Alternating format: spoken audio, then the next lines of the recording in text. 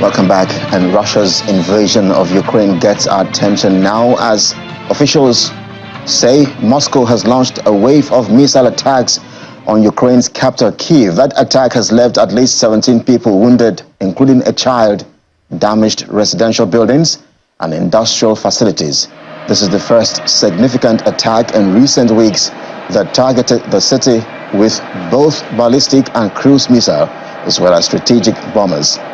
The mayor of Kyiv said air defenses downed about 3 dozen enemy missiles, but rocket fragments fell onto a kindergarten in a district in Kyiv, while an apartment building and a car caught fire in other areas. He adds that air raid alerts lasted for nearly 3 hours. And rescue operations is ongoing as emergency services are working on sites of the attack. The strike prompted Ukraine's President Volodymyr Zelensky to renew his call for more military aid from Western allies. Belgian Prime Minister Alexander De Croo has welcomed the EU's proposal to transfer profits from frozen Russian assets to buy weapons for Ukraine. It comes as EU's foreign policy chief, Joseph Borrell, said the bloc plans to redirect 90% of Russia's frozen revenues to provide military support for Kyiv. Mr. Borrell was speaking alongside Ukrainian Prime Minister Denis Shmyhal in Brussels. However, the Kremlin said Russia would take retaliatory measures in its own interest and use every legal mechanism at its disposal if the EU follows suit with this action. We adopted the Ukrainian Assistance Fund within the European Peace Facility, adding an extra 5 billion euros for military supplies to Ukraine. This will make our military support more predictable. If Ukraine had to surrender, then a puppet regime will be installed in Kyiv. Ukrainian people will be crushed, and the Russian army will be in our borders. And we could be sure that they will not be stopping there.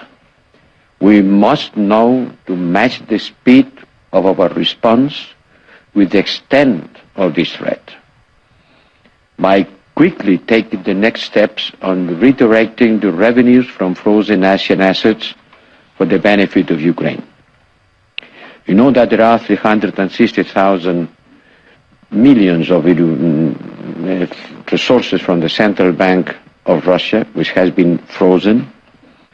I sent to the Council a proposal for a Council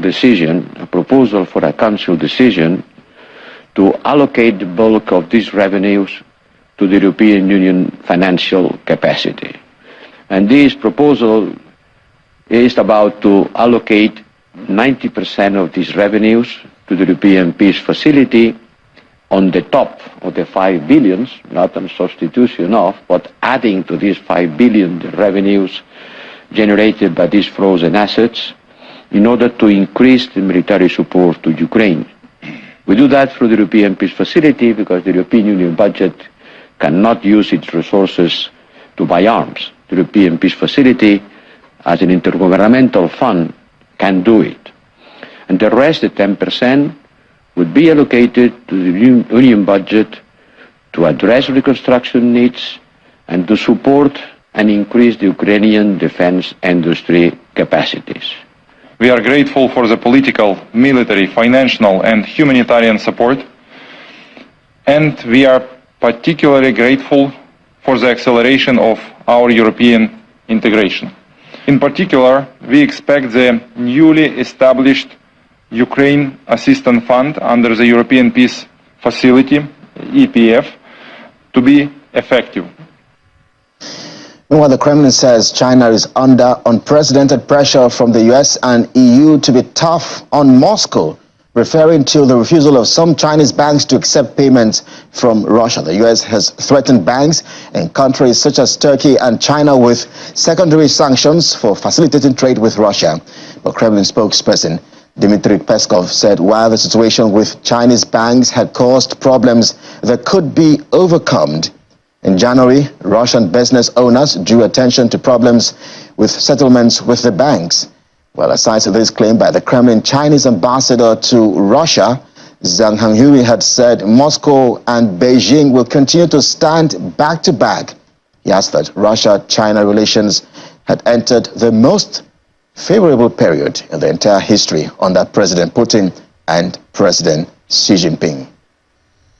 And Polish farmers launched over 500 separate protests against European Union's Green Deal and the influx of cheap agricultural imports from Ukraine. According to Warsaw Police, 580 demonstrations were planned for nearly 70,000 people, with roads around the capital targeted. Local police stated that they would use significant forces to prevent disruption after over a dozen officers were injured in clashes during similar demonstrations earlier this month. Tensions with Ukraine spiraled this year as Polish farmers obstructed highways and checkpoint gates on the border and even deliberately spilled grain.